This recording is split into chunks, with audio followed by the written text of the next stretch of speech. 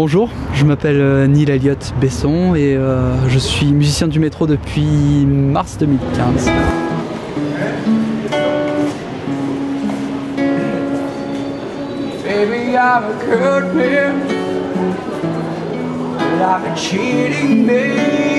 C'est une bonne école, le fait de jouer dans le métro, c'est dur, c'est impitoyable.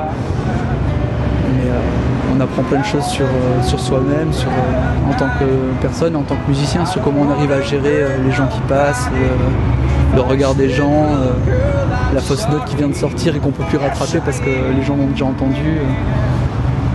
Le rapport que j'ai avec le public dans le métro est assez particulier parce qu'il y a des jours complètement vides où il n'y a pas de connexion avec le public, et en fait dans ces moments-là je le ressens. Et je ne sais pas si ça vient de moi à la base ou si c'est eux qui me renvoient d'abord ça et du coup moi je le ressens et je réagis en fonction. C'est une espèce de partenariat ou de symbiose entre les usagers de la RATP et puis les musiciens du métro, je pense.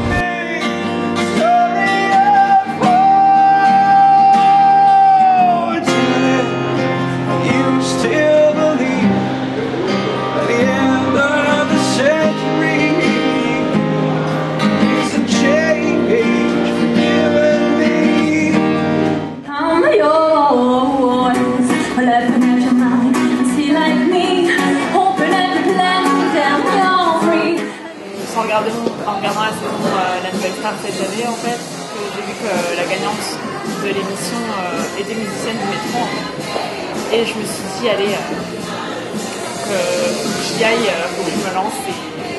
Et voilà, je l'ai vu vraiment comme une expérience qui peut vraiment me faire avancer artistiquement.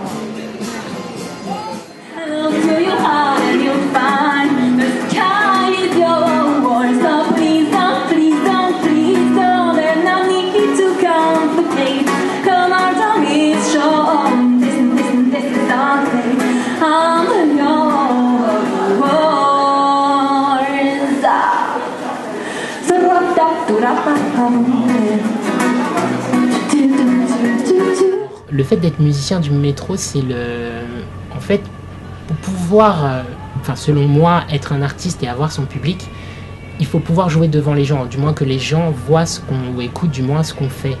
Et le métro, c'est un moyen de toucher un maximum de gens, finalement, qu'on n'a pas déjà dans son réseau, qui vont découvrir finalement notre musique.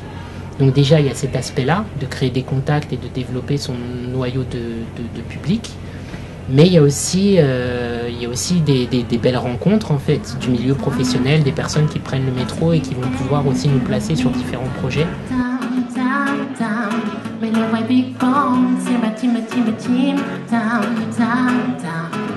La difficulté principale, je pense, quand on joue dans le métro, c'est la même que celle qu'on peut avoir lorsqu'on joue sur scène, mais c'est amplifié parce que le contexte n'est pas le bon contexte pour apprécier de la musique. Pour en faire un bon morceau, je laissais glisser ma plume avec un chouïa contrôle, me laissant guider vers la lune, que je dépasse ou bien je frôle. Un jour, c'est sûr qu'on atteindra le sublime, allant d'effort en effort avec le soutien de notre team. Bah oui, je joue devant des gens dans le métro, donc j'ai peur de me planter, d'être dans mauvais jour, de faire plein de fausses notes, de ne pas être aussi agile avec ma voix que je le voudrais ou de l'user trop vite. Donc c'est vrai que c'est compliqué de gérer un public qui en plus passe et est relativement indifférent à ce qu'on fait. Il y a des gens ric-rac qui courent après le tic-tac du quartz pour gagner plus de thunes. Dans ma team, les gens friqués pas. Quand on est sur n'importe quelle scène, je pense que c'est beaucoup plus facile de capter l'attention ensuite et de prendre entièrement le public. Donc c'est un exercice, je pense, de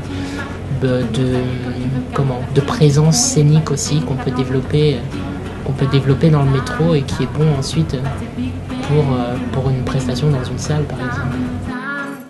Alors en fait, ça va faire à peu près 3 ans maintenant que je joue dans le métro, et ça va en faire un an, vraiment un an que j'y vais 2 à 3 fois par semaine.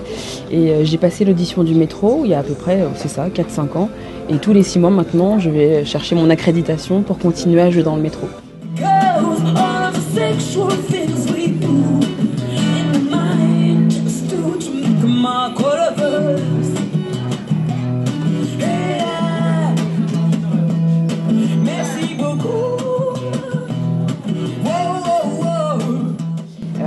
prépare 2 chansons, donc des reprises ou des compositions, et ensuite on est devant un jury de 4 ou 5 personnes avec caméra, et on doit se lâcher et chanter nos chansons devant le jury. Ils prennent des notes, et de là on a ou pas notre badge pour jouer dans le métro. Et j'avais une personne devant moi avec un caméscope sur un trépied. Et il m'a demandé de commencer à jouer. Et j'ai commencé à jouer et là il a commencé, lui il s'est retourné, il m'a tourné le dos et il a commencé à réarranger les posters qui étaient affichés sur le mur à l'arrière, derrière la caméra. Donc là j'ai eu un gros moment de doute quand même. Je me suis demandé est-ce que ça l'intéresse, ce que je fais.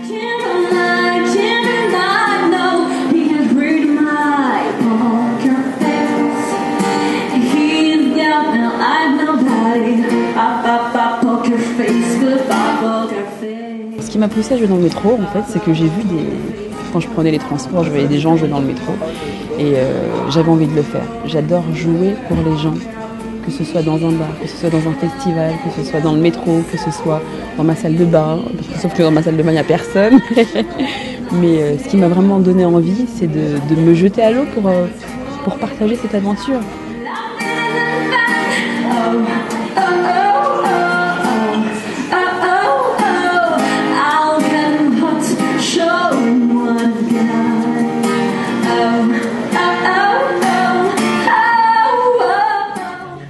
Je pars sur un EP de 4 titres qui vont vraiment marquer un univers.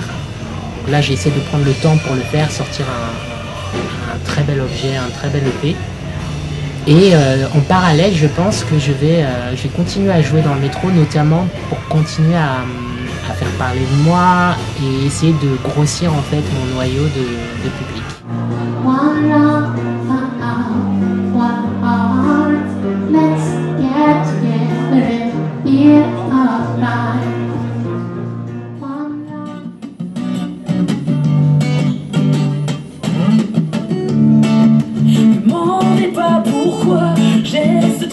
Au fond de moi, ce rêve qui traîne, qui dirige chacun de mes pas.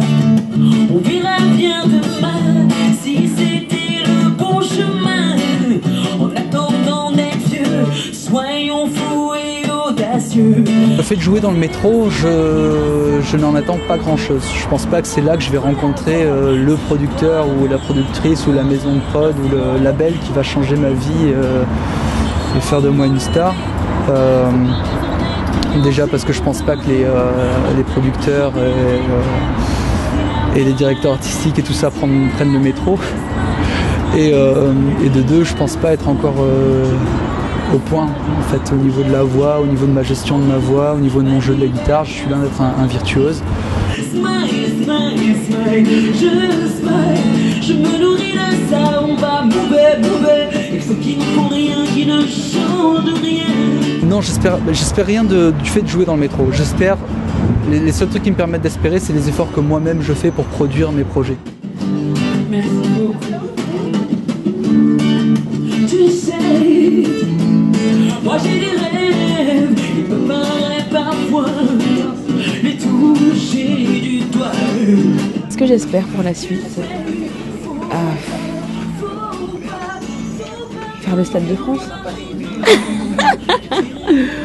C'est de vivre vraiment de la musique, de me professionnaliser, de me faire connaître au plus grand nombre, d'écrire encore, d'écrire, et que mes chansons apportent du bonheur aux gens. Ah ouais, non, mais alors ça, ce serait... Parce que les gens achètent mon CD en fait dans le métro, ils reviennent me voir en me disant je reviens un autre pour l'offrir à ma sœur, ou je l'écoute dans ma voiture, ou je l'ai fait écouter au bureau. On me dit que c'est une bouffée d'oxygène et c'est ça en fait que j'ai envie de faire par la suite. Je suis pas gourou, hein. Je suis pas coach, mais ma mission à moi, c'est de donner du son, de donner de la vibration, faire en sorte que les gens soient bien, parce que leur faire du bien, moi ça me fait du bien. Voilà ma mission par la suite, c'est ce que je veux.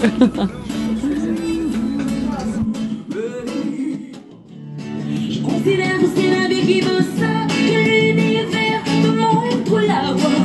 Si je dois mourir demain, j'aurai embrassé mon rêve.